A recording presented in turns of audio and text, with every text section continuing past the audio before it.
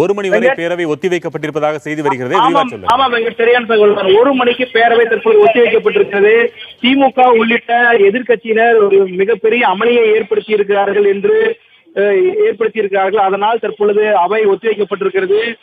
ரகசிய வாக்கெடுப்பு என்பது 1 வாரம் கழித்துதான் நடத்த வேண்டும் என்று தொடர்ந்து எதிர்கட்சியினர் மற்றும் ஓபிஎஸ் ஆதரவு அணியினர் குரல் கொடுத்து வந்தார்கள். அதற்கான விஷயத்தை முன்வைத்தார்கள். எனவே ஒரு மிகப்பெரிய ரகளை தற்பொழுது சட்டமன்றத்திற்குள் அரங்கேறி இருக்கிறது. இதனால் சபாநாயகர் பாதுகாப்பாக அழைத்து செல்லப்பட்டார். வெளியே பாதுகாவலர்கள் தற்பொழுது அவையை சுற்றி நின்று கொண்டிருக்கிறார்கள். இதுவரைக்கும் எந்த உத்தரவும் சபாநாயகரிடமிருந்து வரவில்லை. ஆனால் சபாநாயகர் சொன்னது என்னவென்றால், அவை 1 மணி நேரம் கழித்து மீண்டும் கூடும் என்று சொல்லிவிட்டு அவரது அறைக்கு பாதுகாப்பாக அவரது காவலர்கள் அழைத்து சென்றிருக்கிறார்கள்.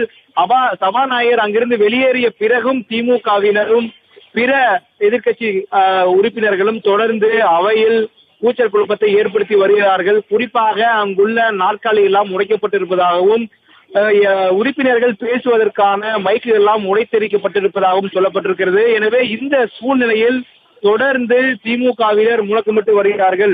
சபாநாயகருடைய நிலைப்பாடு என்பது சரியான நிலைப்பாடு அல்ல என்று அந்த நிலைப்பாட்டுக்கு எதிராக தாங்கள் தொடர்ந்து குரல் கொடுத்து வருவதாகவும் சொல்லி வருகிறார்கள்.